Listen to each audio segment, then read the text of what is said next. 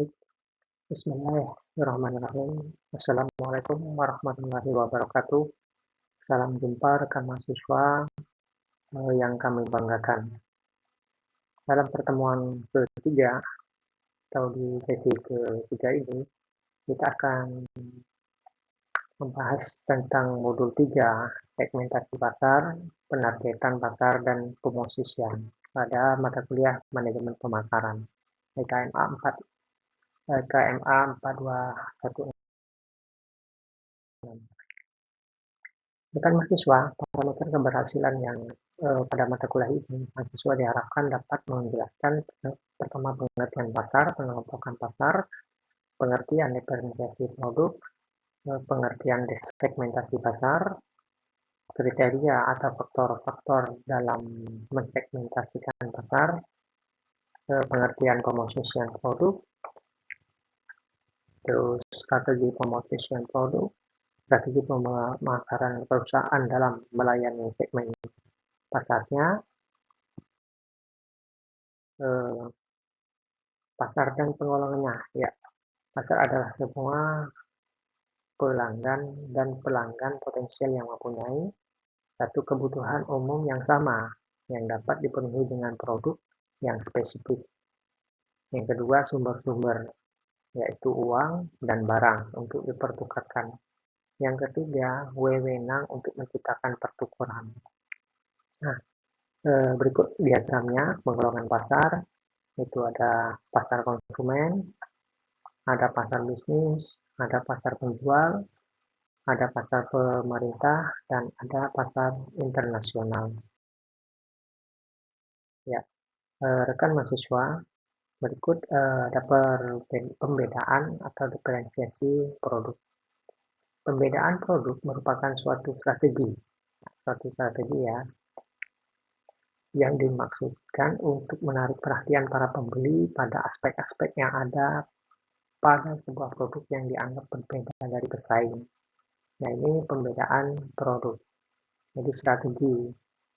Nah, strategi untuk menarik perhatian itu ada pembedaan produk. Selanjutnya, pembedaan produk dapat diwujudkan berdasarkan pertama fitur produk yang menonjol. Nah, ini yang membedakan produk kita dengan produk lainnya. Kedua, layanan tambahan. Tentu dengan adanya layanan tambahan, kita akan menjadi beda dengan produk pesaing atau produk lainnya. Selanjutnya, karakteristik produk lainnya. Nah, ini juga sama strategi pembedaan produk. Nah, ini membuat merek baru meskipun produknya sama tetapi dengan merek yang baru. Ini adalah strategi. Yang kedua, membuat pembungkus baru atau kemasan baru. Jadi dengan kemasan yang lebih menarik, kemasan yang baru, meskipun isinya sama, produknya sama, dengan pembungkus baru, ini adalah strategi pembedaan produk. Jadi keduanya didasarkan pada pasar sasaran yang berbeda. Nah, demikian rekan mahasiswa. Berikut kita sampaikan kita bahas tentang segmentasi pasar. Segmentasi pasar didasarkan pada pemisahan atau pengkhususan di antara calon pembeli atau pelanggan yang ada di berbagai pasar. Nah, ini segmentasi pasar adalah proses membagi pasar total untuk produk tertentu atau kategori produk ke dalam segmen-segmen atau kelompok-kelompok pelanggan dengan kebutuhan serupa. Nah, jadi untuk pelanggan-pelanggan yang homogen, ya, kebutuhannya serupa, kita akan bagi, oh ternyata pelanggan-pelanggan ini membutuhkan ini. Nah, ini segmennya A. Ya, jadi setiap pelanggan yang memiliki kebutuhan yang sama atau homogen itu akan kita klasifikasikan. Itu yang namanya segmentasi pasar. Terus mengapa harus melakukan segmentasi pasar? Ya, karena perusahaan tidak dapat melayani atau memenuhi kebutuhan dan keinginan semua orang. Yang dapat dilayani hanya kelompok-kelompok konsumen saja, saja. Jelas ya, seperti perusahaan sabun, ya dia hanya fokus di sabun. perusahaan plastiknya fokus di plastik, perusahaan mebel ya khusus di mebel. Nah itu jadi demikian yang namanya segmentasi pasar. Baik, rekan mahasiswa, ada beberapa kriteria segmentasi pasar. Faktor-faktor dalam segmentasi pasar kita lihat di dalamnya berikut. Pasar konsumen. Pasar konsumen itu pertama faktor demografis, geografis. Nah, yang di dalamnya memuat populasi, jaringan transportasi, iklim, tipe komersial, media, persaingan, peraturan. Nah, ini faktor-faktor yang mempengaruhinya pasar konsumen. Yang selanjutnya ada faktor demografis pribadi. Nah, menyangkut umur, jenis kelamin, penghasilan, pekerjaan, pendidikan. Jadi segmentasi pasar juga tergantung dari faktor-faktor berikut. Yang ketiga, ada faktor psikologis dan keperilakuan, kepribadian, sikap, persepsi, loyalitas merek. Nah, jadi segmentasi pasar yang ini faktor-faktor yang mempengaruhi segmentasi pasar pada pasar konsumen. Bagaimana dengan pasar bisnis? Ya, pada pasar bisnis, jadi faktornya ada ukuran perusahaan, usia perusahaan, bahasa yang digunakan, pola pertumbuhan atau untuk industri dan perusahaan, penggunaan produk untuk produksi dijual kembali, jenis institusi, jenis industri, ya. Itu persyaratan untuk melakukan segmentasi pasar. Nah, untuk melakukan segmentasi pasar ada beberapa persyaratan. Yang pertama, dapat diukur. Dapat diukur ini tingkat informasi yang ada mengenai sifat-sifat pembeli, sejauh mana sifat-sifat tersebut dapat diukur. Nah, ini ya. Nah, setelah dapat diukur, kemudian kita dapat dimasuki. Artinya, tingkat di mana perusahaan itu secara efektif memusatkan usaha pemasarannya pada segmen pasar yang telah dipilihnya, atau seberapa jauh segmen pasar itu dapat dijangkau dan dilayani. Nah, dan setelah dapat diukur, dapat dimasuki,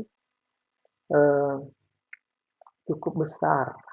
Nah, cukup besar bagaimana? Tingkat di mana segmen pasar itu cukup luas atau cukup besar dan cukup menguntungkan untuk dilakukan kegiatan pemasaran tersendiri. Nah, ya, rekan mahasiswa selanjutnya dapat dibedakan, yaitu suatu tingkat sejauh mana segmen pasar secara konseptual memang sangat berbeda dan memberikan respon yang berbeda pada bauran pemasaran yang berbeda. Nah, ya, itu dapat dibedakan seperti yang kita bahas tadi. Selanjutnya dapat ditindaklanjuti. Nah, dapat ditindaklanjuti suatu tingkat di mana program-program yang efektif dapat dirumuskan untuk menarik dan melayani segmen-segmen tersebut. Nah, inilah persyaratan untuk melakukan segmentasi pasar. Dapat diukur, dapat dimasuki, cukup besar, dapat dibedakan, dapat ditindaklanjuti. Baik, dan mahasiswa yang kami banggakan, ada beberapa hal pembahasan kita terkait dengan pasar. Jadi kita telah mengidentifikasi peluang, ada 3 alternatif strategi untuk memilih pasar sasaran. Nah, yang pertama ada undifferentiated marketing. Perusahaan ya meninjau pasar secara keseluruhan. Jadi memusatkan pada kesamaan kebutuhan konsumen yang berbeda pula. Nah, ya, ini memusatkan pada kesamaan kebutuhan konsumen yang berbeda. Ya, konsumennya berbeda, tetapi ada kesamaan. Jadi ditinjau secara keseluruhan. Yang kedua, differentiated marketing. Perusahaan berusaha untuk mengidentifikasi kelompok pembeli tertentu atau segmen pasar. dengan membagi pasar ke dalam dua kelompok atau lebih. Nah, yang ketiga, ya, konsentrate marketing.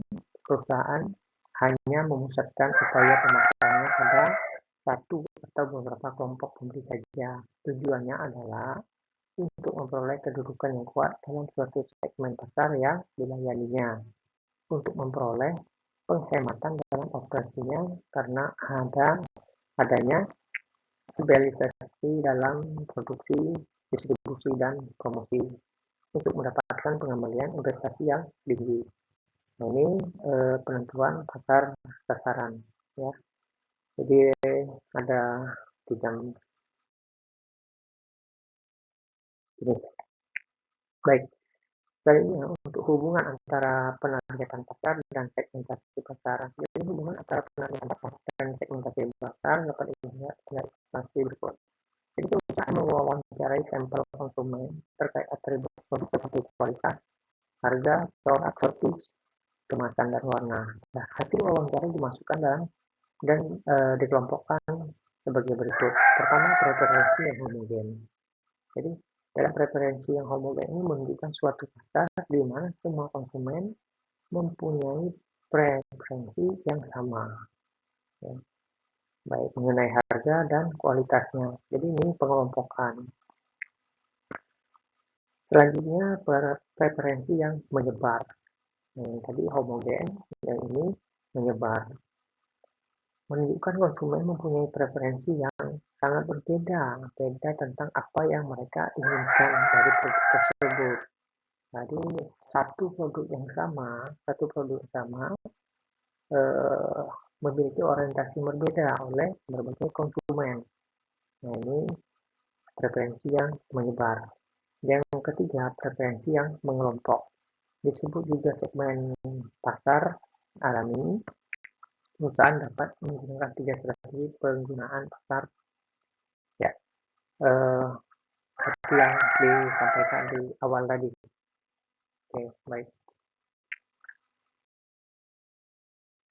Baik, rekan mahasiswa yang kami banggakan, berikut pemilihan strategi penargetan pasar. Jadi untuk menentukan strategi penargetan pasar, perlu diketahui faktor-faktor yang dapat membatasi dan bagaimana strateginya.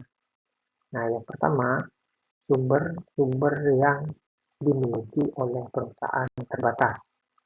Nah, kalau sumber-sumber yang dimiliki oleh perusahaan terbatas, jadi strategi yang dilakukan adalah concentrate marketing, ya, concentrate marketing.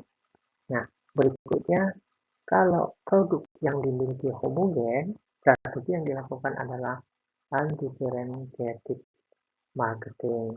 Nah, selanjutnya kalau tahap daur hidup produk, nah ini strateginya tahap perkenalan, maka menggunakan strategi undifferentiated marketing. Tahap kedewasaan, maka menggunakan strategi differentiated marketing.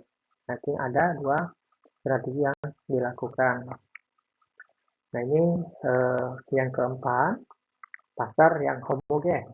Ya, kalau tadi produk yang homogen, sekarang pasarnya yang homogen. Jadi strategi yang dilakukan atau yang digunakan adalah undifferentiated marketing. Yang kelima, strategi pemasaran persaingan. Nah, kalau terkait dengan strategi pemasaran persaingan ini, strategi apabila pesaing aktif mengadakan segmentasi, maka strategi yang dilakukan adalah strategi yang dilakukan undifferentiated marketing. Begitu pula sebaliknya. Baik, kan mahasiswa yang kami banggakan, berikut kita bahas tentang pemosisian produk. Pemosisian produk adalah penentuan pembentukan citra mental tawaran produk dan pembedaan fiturnya di benak pasar sasaran. Dapat juga pemosisian diartikan sebagai penempatan sebuah merek di bagian suatu pasar di mana merek tersebut akan mendapatkan sambutan positif dibandingkan dengan produk pesaing. Nah, ini ya. Untuk melakukan pemosisian produk, perusahaan menggunakan variabel-variabel bauran pemasaran, khususnya desain dan komunikasi. Nah, ini terkait dengan pemosisian produk. Baik rekan mahasiswa, berikut ada strategi pemosisian produk. Jadi pemosisian ulang produk beralih ke segmen yang lain dengan tetap mempertahankan satu merek untuk mendapatkan posisi yang kuat, ya, yang akhirnya memperoleh laba yang tinggi. Jadi adapun masalah yang perlu diperhatikan dalam melakukan pemosisian adalah biaya yang dikeluarkan, yang kedua penghasilan yang mungkin dapat diharapkan dari segmen yang baru. Nah ini. Yang selanjutnya terkait dengan perluasan merek. Ya, perluasan merek ini menambah merek baru pada segmen yang lama sehingga ada lebih dari satu merek yang diposisikan pada merek yang sama. Nah, ini terkait dengan pemosisian produk. Baik rekan mahasiswa yang kami banggakan, terkait dengan strategi pemasaran. Strategi pemasaran ada strategi penetrasi pasar. Jadi melayani pasar yang ada, menjangkau pelanggan baru dengan karakteristik yang sama dengan menggunakan bauran pemasaran. Nah, ini strategi penetrasi pasar. Ini melayani pasar yang ada, menjangkau pelanggan yang baru dengan karakteristik yang sama dengan menggunakan bauran pemasaran. Tujuan kemana? Ke segmen 1. Oke, baik. Segmen 1. Selanjutnya ada strategi pengembangan produk. Strategi pengembangan produk juga melayani segmen pelanggan yang ada dengan menawarkan lebih dari satu bauran pemasaran. Nah, bauran pemasaran ini selalu mengikuti ya setiap strategi. Ini juga sama ke segmen 1. Jadi segmen yang sama tetapi dipisahkan. Selanjutnya ada strategi pengembangan pasar. Strategi pengembangan pasar melayani lebih dari satu segmen, ya, pelanggan dengan menggunakan satu bauran pemasaran. Nah, ini pengembangan pasar. Jika pasar akan dikembangkan dengan strategi melayani lebih dari satu segmen, ya, pelanggan dengan menggunakan satu bauran pemasaran. Nah, satu bauran pemasaran. Jadi ini pengembangan. Jadi dia lakukan ke segmen itu juga demikian. Jadi melakukan pengembangan. Baik rekan mahasiswa yang kami banggakan, pada kegiatan pembelajaran kali ini atau tutorial kali ini kita telah membahas beberapa hal terkait dengan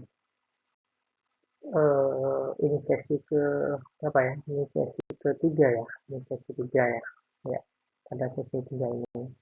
Semoga apa yang telah kita bahas itu bermanfaat baik dan menambah wawasan kita. Tetap semangat belajar, sukses selalu.